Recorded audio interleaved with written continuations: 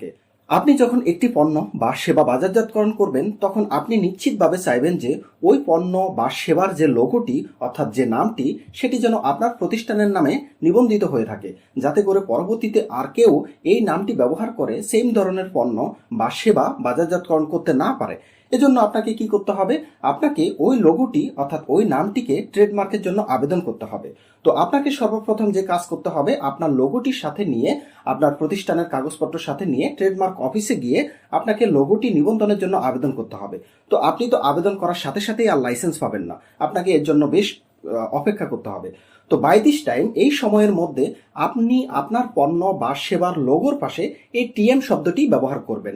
কেননা trademark office থেকে কিন্তু আপনাকে আপনার লোগো আবেদন করার পরে কিন্তু আপনাকে একটি রিসিপ্ট কপি দেওয়া হবে, যে রিসিপ্ট কপিটির মূলেই কিন্তু আপনি আপনার পণ্যের এবং সেবার লোগোর পাশে এই টিএম শব্দটি ব্যবহার করতে পারবেন, যার দ্বারা আপনি আপনার কম্পিটিটর বা অন্যান্যকে এটা নির্দেশ করাতে পারবেন বা এটি বোঝাতে পারবেন যে এই লোগোটি ইতিমধ্যেই কিন্তু আপনি আবেদনের জন্য ট্রেডমার্ক অফিসে জমা দিয়েছেন।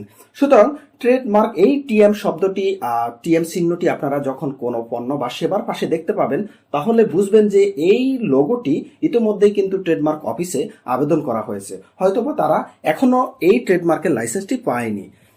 তো এরপরে দ্বিতীয় যে চিহ্নটি আপনারা দেখতে পাচ্ছেন সেটি হচ্ছে আর।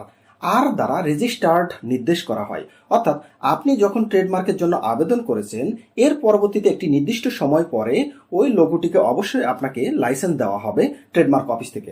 আপনি যখন চূড়ান্তভাবে ওই লাইসেন্সটি পাবেন তখনই এই লোগোটির পাশে, অর্থাৎ এই পণ্য বা সেবার লোগোটির পাশে আপনি এই আর চিহ্নটি ব্যবহার করতে পারবেন।